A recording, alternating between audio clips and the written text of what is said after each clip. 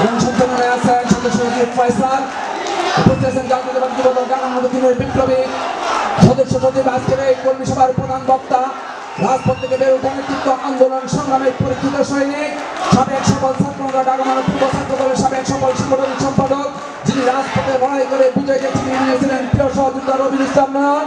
উপস্থিত আছেন জাতীয়তাবাদী যুবদল ঢাকা মহানগরের অন্যতম যুগ্ম আহ্বায়ক এম.এ. গাপ্পার, অন্যতম যুগ্ম আহ্বায়ক ইকবাল হোসেন বাবলু, অন্যতম যুগ্ম আহ্বায়ক মুকিত হোসেন এবং দপ্তরি কাজী নিযুক্ত আছেন মোহাম্মদ শাহজাহান চৌধুরী। উপস্থিত আছেন জাতীয়তাবাদী যুবদল কোতোয়ালি থানার সাবেক সফল সভাপতি জনাব শহীদ ভাই, জুয়েল, সুবহান, রয়, পারভেজ সেন্টু সহ কোতোয়ালি থানা যুবদল নেতৃবৃন্দ এবং কোতোয়ালি থানা বিএনপির সাবেক সাধারণ সম্পাদক হাজি আজিম, সাংগঠনিক সম্পাদক মোস্তাক, মামুন, আমাদের মহানগর যুব দলের সাবেক সদস্যবৃন্দ সহ সবাইকে জানাই শুভেচ্ছা অভিনন্দন।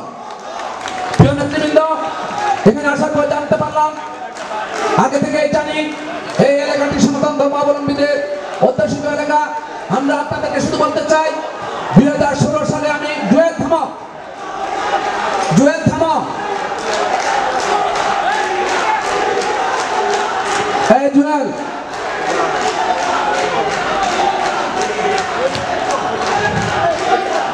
2016 সালে বাংলাদেশে একটি সংবাদ পরিবেশিত হয়েছিল। সেই সংবাদটি এখনো আমার মনে আছে। তখন এই এলাকায় আওয়ামী লীগের নেতারা একটি হিন্দু বাড়ি দখল করছিল। তখন সেখানে হিন্দু ধর্মাবলম্বী মাসি এবং দিদিরা কান্না করে বলতেছিল যে স্বাধীনতার পর আজ পর্যন্ত আমাদের সম্পত্তি কেউ দখল করে নাই, এই আওয়ামী লীগের সময় দখল হলো। আমি বলতে চাই, মুক্তিযুদ্ধের পরবর্তী সময়ে এদেশে হিন্দুদের সম্পত্তি দখল করছে আওয়ামী লীগের মন্ত্রী এমপিরা। আর যদি তাই না হতো তাহলে অর্পিত সম্পত্তি আইন কেন এখনো বাতিল হলো না? সেই কথাটি আজকে আওয়ামী লীগের কাছে আপনারা দীর্ঘদিন প্রশ্ন রেখেছিলেন। সেই অর্পিত সম্পত্তি আইন যদি বাতিল হয় তাহলে আওয়ামী লীগের নেতা কর্মীদেরকে তাদের হিন্দুদের সম্পত্তি ফেরত দিতে হয়। সেই জন্য সেই অর্পিত সম্পত্তি আইনটি বাতিল করে নাই।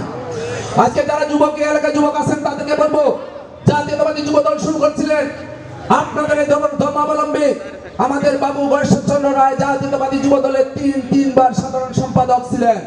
তেমনি ভাবে আমি খন্দকারের নাম রাজনীতিতে পদার্পণ করেছি দুজন হিন্দু সম্প্রদায়ের লোকের হাত দিয়া। তাদের নাম নারায়ণ দা এবং শঙ্কর